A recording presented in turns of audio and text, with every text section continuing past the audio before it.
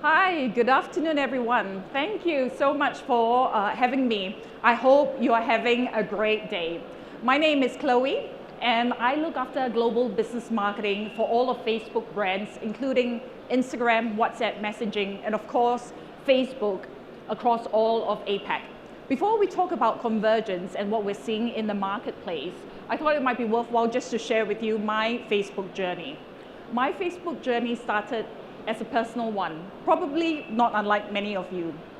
I was living overseas for a very long time. I'm a Singapore girl, and Facebook was really a platform for me to stay connected with my friends, family, as well as my community. So instead of feeling that I'm thousands of miles away, I actually felt close to them. And it was actually a way for my children to get to know their grandmother. My second introduction to Facebook was a less emotional one as a marketer. And I'm a marketing nerd. And I was just amazed by the opportunity that Facebook gave for me to unlock new customers and engage existing ones. So that's my story. And over the last 15 years at Facebook, we have seen a lot and learned a lot about people and what they expect of our products. So today, I'm very, very happy to share with you our point of view in terms of what are some of the changes that we're seeing in this new world. There's never been a better place to have a good idea. In our connected world, the distance between a good idea and the people that it serves is actually getting shorter. The shortest path to market very frequently is the fastest path to growth. Think about how many amazing companies and services you have been using that were born in the last decade.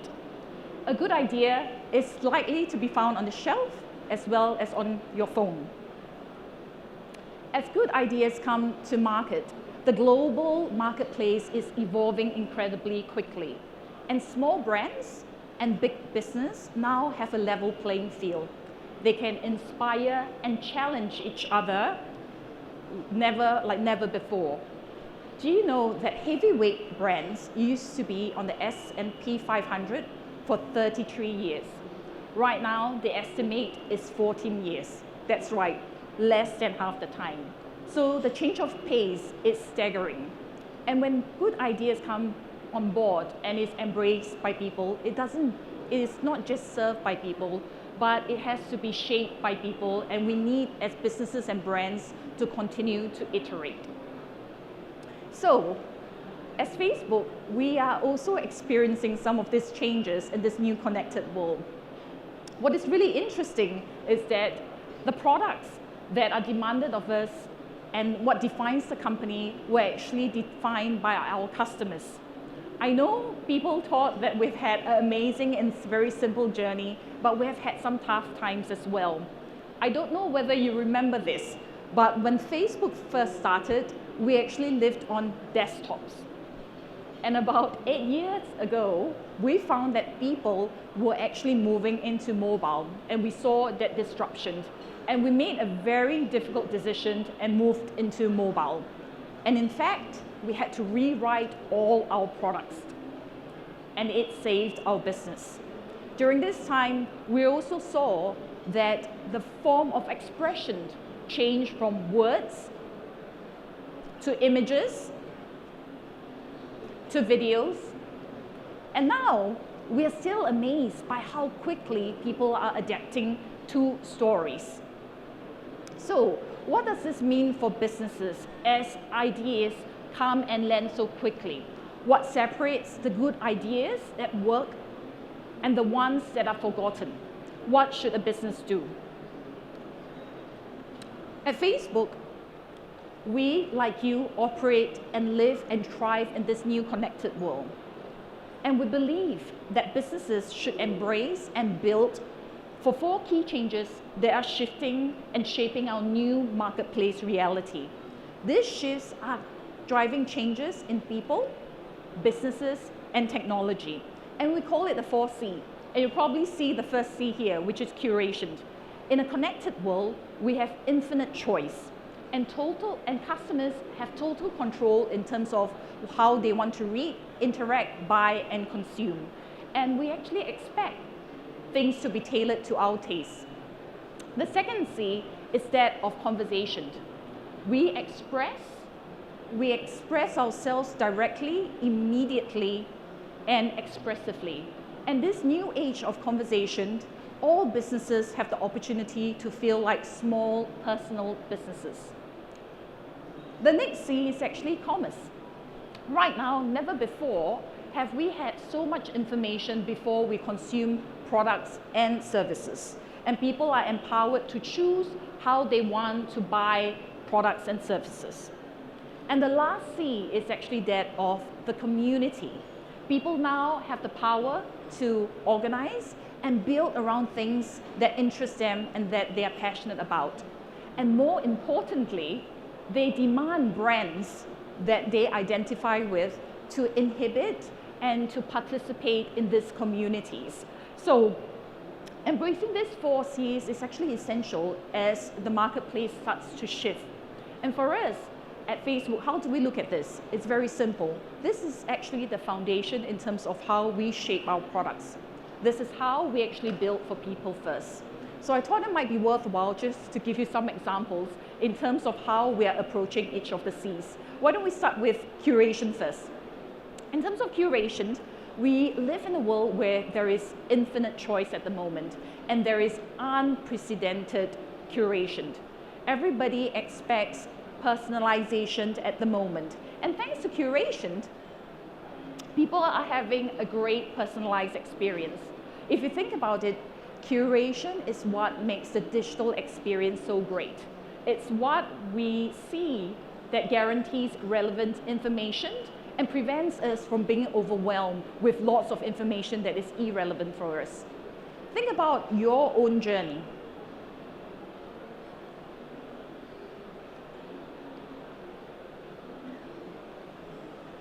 Think about your own journey, whether you're looking for a puppy video to distress or you're buying travel and looking for some recommendations. Somehow we expect that the companies that we're interacting with to magically serve up information that is relevant to us. Curation isn't just about narrowing information to your path. It's also about ultimately creating an enjoyable experience. If I see some of you have your phones out, if I now ask you to swap your phone with somebody next to you, even you might have the same phone type, the phone will probably feel very foreign to you. And then if I ask you to open your Facebook app, the content will probably be completely irrelevant to you. So that's what we mean by curation. Creating a really enjoyable experience for an individual person. So have a look there with the 2 different people. But curation, importantly, isn't just about how we consume content. For businesses and brands, it's also about how we create content and for who. So how do we approach this in Facebook? And hopefully it gives you a spark of inspiration there as well. We look to invest in 3 areas when it comes to curation. 1, we enable people and businesses to create and express themselves. 2, we invest in different ways where people want to consume, share, and connect. And the 3rd, which is probably the most important, we invest to drive curated experience for all. I'm going to give you some examples in terms of products that we've built or launched that drives some of this behavior. So we really can't talk about expression without bringing in Instagram, because this is where it really drives people come in to drive their passion and interest points. And we've been continuously innovating to do that. And we've recently created the create mode on IG camera. And what this means is it allows people to create content and to share without the need of using a video or photo to start off with. So you actually start off with a blank canvas and you decide what are the effects you want to put in and what are the interactivity that you want to put in to allow people to express themselves differently. Another thing that we've been doing and investing is really interactive tools on stories.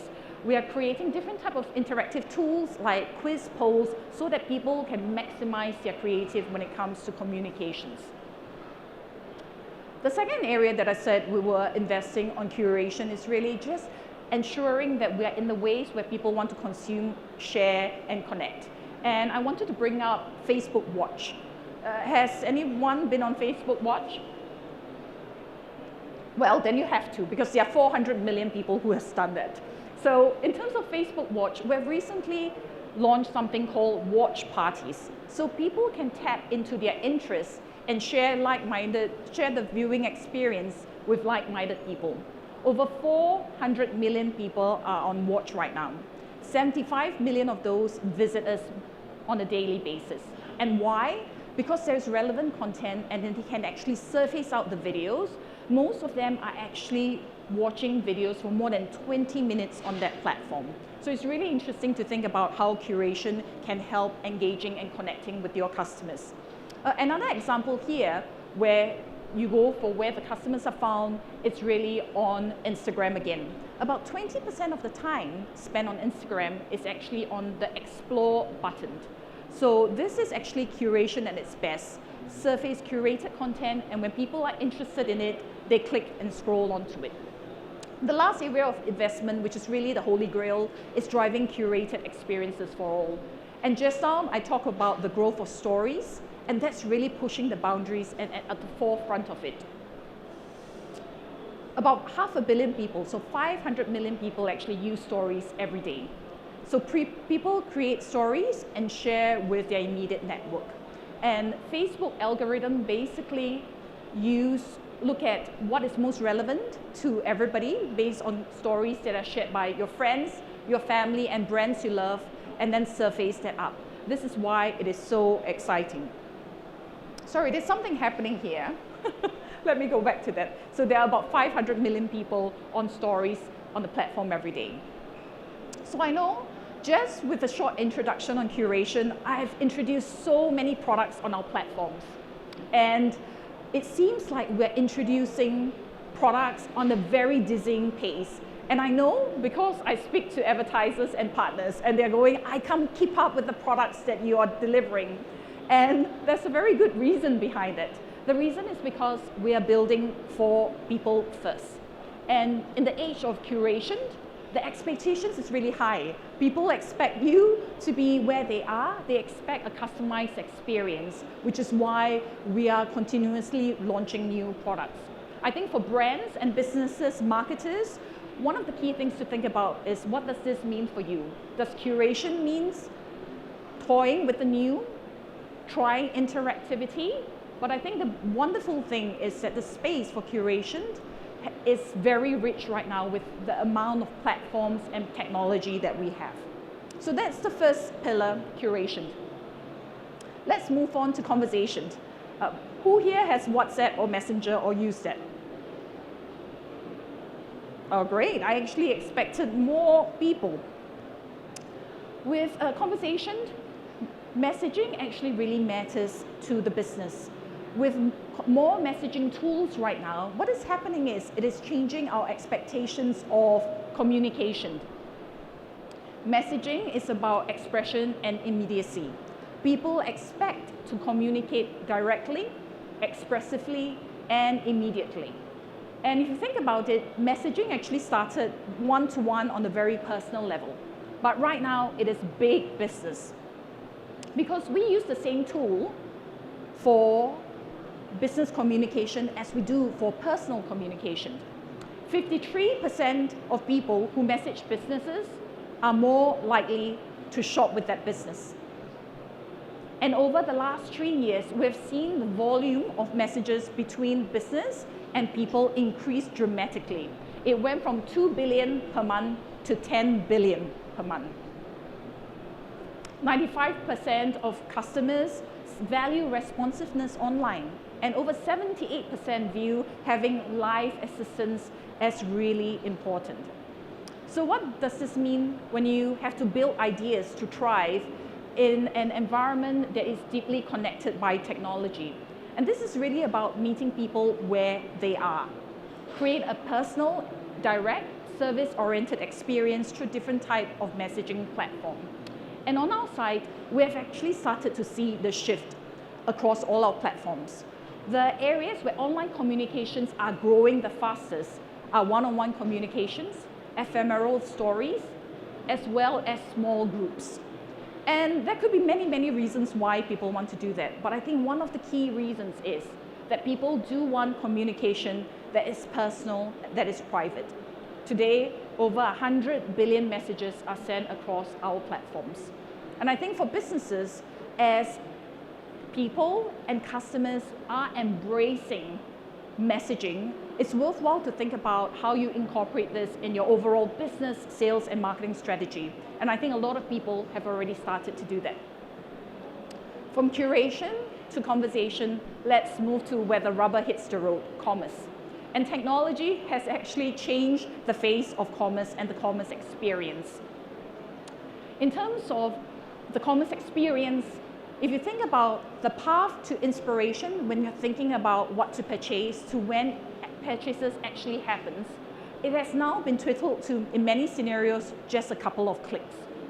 So it's incredibly short. So in this connected world, the edge goes to those who can appeal to the fastest, the deepest, with the fastest personalization. Technology has also fueled scale and speed of buying. We all know companies and services that we've used that were born in the last decade. And there were also a huge, significant disruption in different industries. And it is this disruption that allow customers to be able to buy what they want, when they want it, and very frequently at the price that they want. So what does this mean to businesses? How do we build ideas that thrive in this connected world? Well, it's about knowing what people want and then making it easy for them. So Facebook IQ is an insights platform that Facebook has. And recently we did a survey and we found that people actually browse fewer products on mobile versus the desktop. In fact, they browse 5 less products. And if you're in a fashion apparel or selling fashion apparel, do you know it only takes 5 minutes for somebody to research before they buy? So for companies who are unable or to meet the expectation of instant gratification, the cost of friction is huge. And we were interested to find out what is this cost of friction across APAC. And we found that together with BCG, we found that about 74% of people say they are likely to switch a brand if the company do not provide easy checkout process. Not because they don't like your product or your services, but because it's not easy for checkout. And 55% of people, so more than half your customers will leave if your site doesn't load for more than 5 seconds. The cost of friction across all of APAC is a whopping $325 billion. In Singapore alone, it is $4 billion. So really, it's incredibly important to create a seamless discovery process through to purchase. Again, we've been thinking about how to do this in Facebook, and the way it manifests for us is to create new surfaces like Marketplace or Instagram shopping. We are allowing people to explore and buy in places that they are already spending time in. We talk a lot generally when we think about marketing and business in terms of helping customers and people find products. We would like to tilt it around when it comes to commerce. It's about also helping products find customers. So what we mean about this is when we talk to advertisers and our partners, we do ask them to use intent signals in our advertising product and then personalize messages and ads at scale so that you can reduce friction. Once upon a time, before technology came along, there was a trade-off between connectivity and efficiency. But these days, there's no trade-off and we've reduced the friction. So think about how you can help products find people even before they start searching. We've come to the last C, or the last pillar, which is community. And I think this is a really interesting one because people are now discovering things that actually matter to them and they feel empowered to actually organize themselves in community. In fact, we can build communities around anything that is important for us. If you love small dogs, if you like to play music, you probably can find a community that you can join. And when we talk about community, I really wanted to talk about groups because of the sheer size of it. There are 10 million groups on Facebook, and over 1.4 billion people use groups every month. We have seen brands, publishers, and people who like social causes, who are driving social causes, using group very, very effectively. They are sparking conversations with their customers about the things that they care about. And a couple of other things to think about when you're thinking about community for your business. The community has actually gone global because of technology. People say that mobile phone allows them to connect with communities equally, locally, as well as internationally. And that's true around most of the markets. And what is even more interesting is the people, the beating part of this community, expect that brands that they identify with to give back. This is pretty much true around the world, including most of APAC. So I was thinking about how to demonstrate this, and I thought it would be great to share the Pantene story. Pantene was looking to launch a new product in Thailand, and they were looking to tap into a very hard to reach millennial group. But they knew that millennials were a very cost-driven bunch. So they identified a fringe community, the transgender community, for their cause. And what has been interesting is after listening to the community, they felt it would not be right to appropriate the transgender experience. And instead, they created a platform for the community to voice and express themselves. And what's really unique about this community is for transgender community, hair is not just hair. Hair is the first way they express themselves and their identity. So together with Pantene, Facebook, Grey, and Mediacom, we launched a campaign called See Beyond Genders. And I'm going to show this to you right now.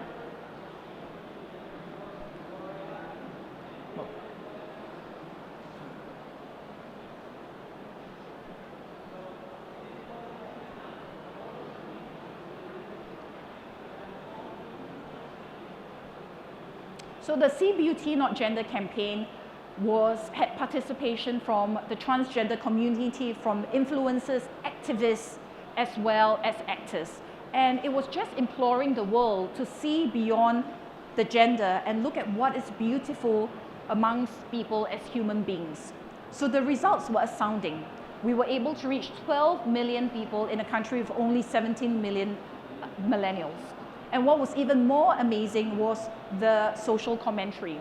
They went from straightforward with, I love the ad, and I'm going out to buy Pantene, to people who said, I love Pantene, thanks for recognizing us.